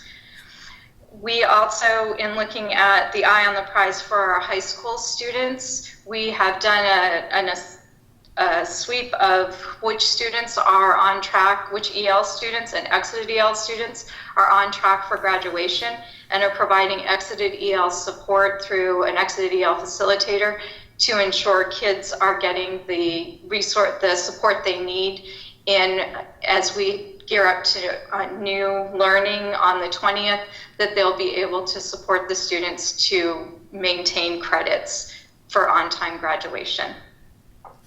This past week, actually last week, we provided paper learning resources to our schools that are serving lunch to students. We delivered to 16 schools and packets for K-5 students in hopes to ensure that students without access to digital tools at this point in time would have some learning and schoolwork to do. As Dr. Stavum shared, that we can often provide, but it's having the resources within the house with parents who may be watching 3 or 4 students, or sometimes an older sibling is the person who is taking care of the children in the household while their parents are essential workers and are out of the house. So I think as we move to new learning, we've got to really pay a close attention to what our students need and our families need to successfully orchestrate a remote learning situation. Next slide, Mike. Thanks. So what we've done with our EL families is we've talked to our English learner teachers and have asked them to, when we get back from break, to start keeping a log for every student and family that they have contacted with. We provided them we're sharing a lot through OneNote and have established teams for our safety net and our English learner teachers to collaborate on. And we've even had some schools use Skype with a Pacific interpreter to be able to contact families. We provided a script for our EL teachers to use when doing outreach to families that asks first, how are you? Do you have access to meals? Do you have access to the technology you need? So by providing a script, it helped with the consistency of messaging and, again, the support that's happening for each family. With the activities that we've provided via the EL program on the outward-facing document where you can click and go into remote learning activities, we are in the process and will continue to translate the documents into the top 5 languages, which are Spanish, Hindi, Telugu, Russian, and Chinese Mandarin. We will expect that our EL teachers continue to collaborate together as an EL group on best ways of communicating with our English learner families. We would love to be able to, at the end of the first week of remote learning, to have a celebration that says we have had contact with every single EL family in our district, and we have done that collaboratively with the classroom teacher. For Safety Net, we have been in the process of getting our Safety Net teachers equipped to be the hub of Lexia learning in their school buildings, so that we've given them super user privileges so that they are monitoring and tracking student usage in Lexia. In week 2 of Lexia being rolled out, we had 70% of students who logged in and either met or exceeded the expectation for usage to show demonstrative growth in reading. So that is something that we're keeping a close eye on, and we're working with Tim Krieger to ensure that we're looking at the data in a way that is potentially user-friendly to send back out to students and families. Next slide, Mike. So as I've stated already, that we're using Microsoft Teams for collaboration and communication. It's been a wonderful tool, along with OneNote, for teachers to share resources with one another. We've been providing remote learning for students in maintenance learning, is what we called it, prior to moving to new learning. It's to shore up the skills and strategies that they have learned prior to school closure. We are in close contact on a bi-weekly basis through check-ins with all of our EL and Safety Net teachers to give them the latest of what we know that's coming down from the state, as well as to generate ideas on what they would like to have collaborative sessions with one another. We know that it's kind of the old adage, together everyone achieves more. The whole team approach really helps teachers that have great ideas in some areas share that and then garner ideas from other teammates. We're looking forward to starting new learning and want to ensure that all of our students who are in Lake Washington School District overall have access to the tools they need to be successful, and then thinking about if there are students who, after we have touched base with them, they continue, there's not the resources to access learning, that is part of what is keeping me awake at night, is trying to figure out what are the most realistic ways to help our students engage so that we are perpetuating the opportunity and achievement gap during closure. And that's all I have for you tonight. It's quite a bit. Great work, Kelly and Shannon, with your teams, and Mike coordinating the big picture around all of our instructional services. Do you have questions for Kelly? Yes, Kelly, it's not really a question, just a comment. I love the fact that you all anticipated the idea of making sure folks are making connections so you could actually see ahead of time who's using it and who's not, so you can encourage others. And I not only congratulate you all for doing that, but also for the students who are participating, showing their commitment to learning the language so they can continue their studies and excel at their studies. I think it's great you got 70%. I'd love to see 100, but got 70% is great. I'd like to see over 100%. Kids getting on more than they're supposed to. There you go. Other questions for Kelly? Yeah, this is Siri. Hi, Siri. And actually, it's not a question. It's for both, for just all the work that's gone forward. Is thank you very much for being very thoughtful in regards to the equity piece. This is a big piece in regards to this. As I was looking through the operational expectations of the board and instructional program, as well as in technology, these are hitting some of the key values we put forward in there. So greatly appreciate that that's being taken care of. Trying not to make equity another issue on the side is important as we go forward, especially as we know this is for a much longer time frame. And so appreciate all the work and thoughtfulness in making sure our families have this and the extra support. So thank you. So, Kelly, I've got a quick question. Rosetta Stone, is that something that we normally also provide access to for our EL students? We typically only provide it for our emerging or newcomer students.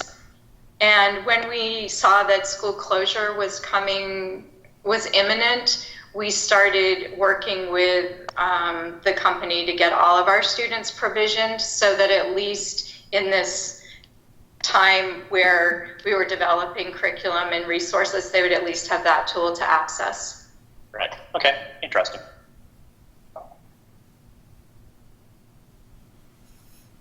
Right.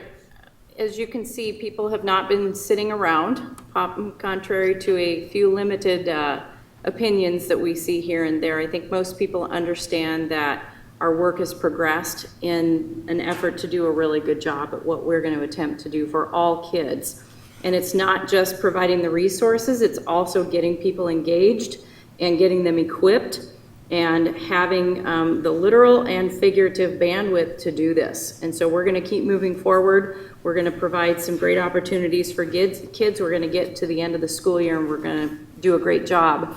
One thing that I'm thinking about, and I'd like the board to just weigh in, that it might be helpful, you know, you've heard me say it a few times, I continue to kind of feel the disconnect as we talk about what's coming out from the district, is we have a really important bridge in our schools. And so I'm wondering if for our update next week, it might be helpful for us to hear from a principal or two at each level so that they can kind of talk about what this looks like, both as they're leading their staff from a distance, like we are all feeling, and also just so that they can maybe answer a few questions and just talk about what it looks like from a school perspective to be engaging with families and some of the fun things that they're doing for providing good connection and information out from that vantage point. Would that be something you'd be interested in for our next meeting? Yes. Yes. In fact, I think it'd be great even to have some of the teachers or some of the teachers also weigh in. Okay. All right, hearing yes, school level, we'll talk about who that might be, but at least capturing kind of what this looks like from a perspective from a principal, and if we can gather a few teachers, the reality of this and them staying connected with their kids and families, I think would be a great thing to hear. And across the grade span, it's really interesting. Absolutely. You've got different problems at different ages. I'd be interested in hearing from the SPED teacher too. Yes. I'm sure they will all be clamoring to be part of a board meeting. Oh, I'm sure. Of course. We'll have some willing participants, I know. Okay, I think that does it then for our updates. I'll give it back to you, Siri. Can I ask for a quick audible update on the daycare programs that we've been running for medical staff? How are those going? See if Barbara wants to answer that. Yeah, our daycare programs are, we are partnering with the Boys and Girls Club and the YMCA, and they are serving our families that need care. I last checked in with them on Thursday, and they're serving just a little over 100 families between 4 locations. And so we have that information on our website. If parents are still needing care, and they can go to our website and connect with either the Y or the Boys and Girls Club for care. Great, so that's fairly stable numbers from 2 weeks ago, right? Yes. Yes. I think it might be. Thank you so much. Might be a little bit. I will just chime in on that as well. I'm glad you asked the question, because my concern, and I think that of my colleagues, is depending on what the closure trajectory is. Now the governor has effectively closed us for students on site for the rest of the year. If you begin to release the workforce back, we're going to have some decisions there. That also, back to Mark's question and what the governor might have been inferring, is there may be some limited ways to expand what we do to accommodate that need as things are loosened up a bit. I also know, though, the reality of that is schools were closed, and they made this really, really hard decision today, because we know that's just where a significant number of people are and the transmission factor. And so I also know that we're going to have to be cautious in how we would go about, making some of those accommodations, both for the expense as well as the practical management of the virus itself. But that's what I keep thinking about is what's the connection between the release of adults back into the workforce and the school closure with kids who are going to still be at home. Right, and from the medical perspective, the surge, we're basically peaking right now in the hospitals. And so if we can make it till May, supporting the medical staff, that's all that I'm really worried about. Yeah. Yeah, and it's a good reminder too. Go ahead, Mark. I'm sorry, I didn't mean to interrupt, but could we have just an extra reminder to perhaps some of the healthcare facilities, remind them of the service we have for their students? I'm sure that, we hit that first wave that we went out with, but it couldn't hurt to do it again, because God knows they were overwhelmed. It's probably the time we came out with that announcement. Now it might be good to do a second wave just to make sure we're not missing some kids. Yeah. Yeah, we've reached out to our contacts at Evergreen Hospital and the local healthcare centers, and they are aware of the links, and so. Yeah, and those are I needs. just thought, occasionally a reminder, so to speak. Yeah, that's good, and those needs will change over time too, I think. And I lost my thought. It was pretty profound, I'm sure, but those are. Your excuse has been busy. Yeah, those are things that we're thinking about, and just the reality of all of this, as needs change and as our guidance changes, we just want to keep evolving as much as we can. But I think that's what's been difficult, is just the evolution of this and the prolonged time. And that's the part that everybody now is going to deal with a little bit more. I know what I was going to say is I want to make sure that everybody understands this decision today made by the governor and Chris Rakedahl is massive. And they know what this means for all of the related factors. And I think it just shows the importance that our state is placing on really closing down enough to make a difference. And so we just want to remind families that even though it's getting hard, to continue to be isolated, it's more important than ever right now. And we miss kids, we miss families, we miss our colleagues, we miss doing all of those normal things. But I will say I was out walking yesterday with social distancing, and I have never seen so many family units out walking together.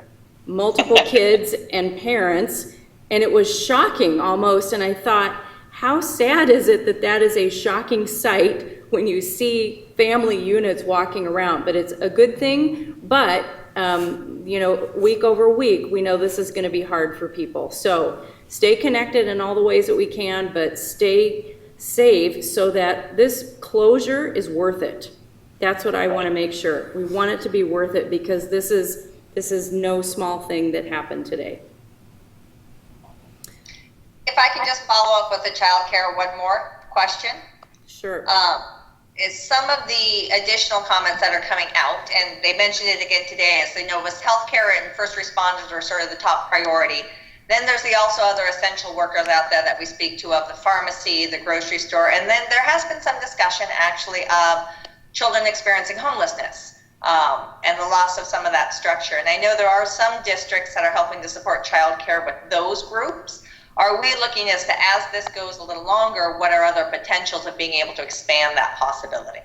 I think so. Our partners have not said, I don't believe, and Barbara can correct me, I don't believe they have limited it to just healthcare workers. I think at this point it's open to whomever needs that. The tricky part in all of this has been the fact that our staff are also trying to consider their own well-being. And you know, I think at the time a lot of this was unfolding, it was so fast, and the guidance that would come out on one thing would be contradictory to guidance that came out very shortly next to it. So it was provide this service, but stay home, don't see anybody, limit contact, schools are closed. So I think if we get a sense moving forward that scientifically and medically we have a handle on this, we've contained to some degree, and at the same time we can begin to look at other options, we'll certainly do that. We're open to ideas, but at the point that we needed to do that, we didn't have the right mix of staff to do the staffing appropriately, and our partners have done a great job of that. That helps them stay up and running, but we can certainly make sure people are clear. And Barbara, do I need correction that they have not limited the population? You are correct. They are open in not only to healthcare workers and first responders, but other essential workers and really anybody that needs care that they have space for. So I think that's going to be a need, though, and it might even be those programs expanding their capacity in our facilities. Yep. And so we have let them know that as their need expands, they can approach us and we can talk about expanding those services using our facilities. Oh, good. Any other questions? If I might add, yeah, I heard today that when we always think of this 5 or 6 professions or job categories that are essential folks out there. But I understand there's a much longer list, so I hope we're looking at the kind of the expanded list. I even found out that appliance stores are now considered essential services. So I only found that out because our oven went out. But so I think if we looked at the complete list to make sure that we're just not missing anyone, because I think all of our parents would appreciate that because they know who's essential and who's not really. Right. Yep. Okay. So I just wanted to weigh in one more time and let the seniors out there know we will acknowledge you. Some kind of graduation acknowledgement, and we are so proud of you. And keep working. I'll kind of slack off now because you're very. Yes. I don't know if we all froze or if it's just That Cassandra. sounds really choppy. Yes. I think what you're saying is don't stop now. This is a strange year. We're going to help you get through to the end and we're going to celebrate. I'd also like for us to acknowledge some of the businesses that are starting to reach out and help seniors kind of commemorate their senior year I noticed that our friend JD, who runs all the printing services in downtown Redmond, has reached out and is providing signs to congratulate seniors around the district. And for those that couldn't afford one, he's stepping up and providing one. I think it's a great thing. He's always worked with us on our bond and levies, and he's doing it now for our seniors too. Yeah, I think we'll have some options, and I think it'll be interesting to hear what the kids are saying. My solution was just line everybody around the track with 6 feet between them and let them go up on a stage, but I don't know if my team liked that or not. But we want to hear from kids, and we'll get some ideas of how we can recognize them. And this is a year like none other. If nothing else, they're going to be at their 10-year class reunion going, remember that weird virus thing that went through and made us all miss all of our fun stuff? And they'll be able to tell their grandchildren, I guess, about it. I don't know, that might be one of the long-term benefits that's not so great now, but in 10 and 20 years, who knows? It'll be a big deal. So, Jane, earlier you mentioned the idea of Mark, I'll hear you first and then Chris. Okay. I recalled earlier when you were talking about the kids reading to each other or reading to their parents or the parents reading to them, it kind of sprung to mind the Reading with Rover program we have in a couple of the elementary schools. It'd be great, since they can't read to Rover in classroom, get their own pets to read to. Yes. Because I think they all enjoy that sort of a program. Yes, and I noticed on our walk yesterday, I saw more puppies than I have ever seen before, too. So I think right now there are a lot more dogs in the home because everybody's home to potty train them right now. So yes, reading to a pet, reading to anybody is great. Chris, you had a comment? Actually, it wasn't anything serious. I've got a senior in the house, but I did see a friend of mine who was a principal down elsewhere in the country, and her kids came past in a parade, one family per car. Yes. But whatever, we'll be creative, and we've got a couple months to solve this. A lot of parades happening across the way. My friend is a superintendent in a very small town, and the entire town turned out for the school parade of teaching their cars, and they drove around the entire town, which then basically captured every student. And so all of the kids came outside and got to wave to their teachers and see them. And I think we'll be able to do some fun things like that too. All right, any other comments, or I'm going to throw it back to Siri.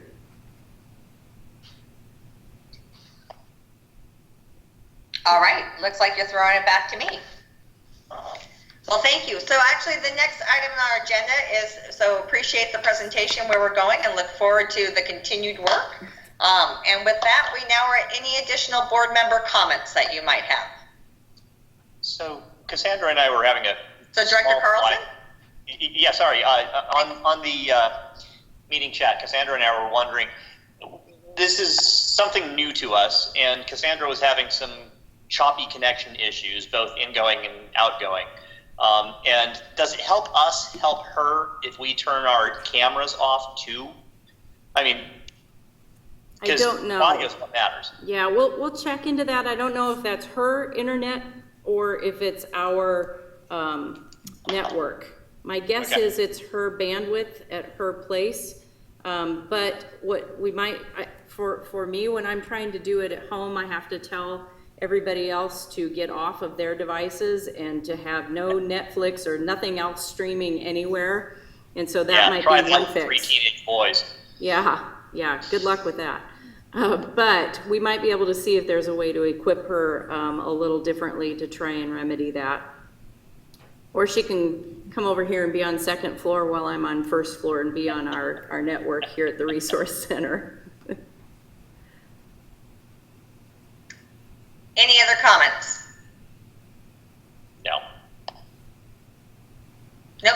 Okay, there's just, Director Sage, do you have anything you'd like to say? Okay.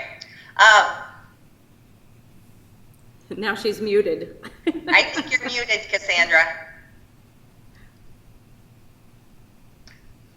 Okay, well, we will go on from that. So what I would like to say is, just so you are all aware, WASDA, the Washington State School Directors Association, does hold weekly meetings with school directors around the state, as well as the State Board of Education is often, somebody from there is on there, OSPI, Superintendents are welcome to be on there, and it's basically just a call to sort of go through where things are at, update where all the new things are coming from, and sort of share ideas. So you can go to the WSDA webpage, and anybody, you can sign up and register, and you can attend either Thursday night at 6, I believe, or Mondays at noon. And that's a great opportunity to be able to hear what's happening around the state and get some ideas that way as well. And that would be it. So with that, we do have an upcoming board meeting on April 13th, which I think the agenda was sort of discussed in regards to trying to see how this is working at the school level a little more effectively that way. And so appreciate putting that forward. And then we will also have one again on April 20th at 5 p.m. These will again continue to be a short business meeting with an update of sort of where the closure is at and that component. We'll also be dealing with some other things that have to come up that are routine that we must take care of. So monitoring reports, we're working as to what those will look like over the next 3 months with this new information today. That we are now close to the end of the year. That brings up another question of how we do our monitoring reports in regards to our operational expectations and results. So we're going to have to work through that in the next week or so, and so should know more by next Monday. And I'll give you an update then. So with that, I will now entertain a motion to adjourn our April 6th board meeting. So moved. Second. I think Mark second. Yeah, there we go. So it's been moved by Director Carlson and seconded by Director Stewart that we adjourn. So all those in favor, please signify by voting aye. Aye. Anyone opposed? All right, hearing none, motion carried. Meeting is now adjourned, and thank you all so much for finishing our second virtual meeting. So appreciate all the work and making it all happen. Enjoy your week. Good night. Thank you.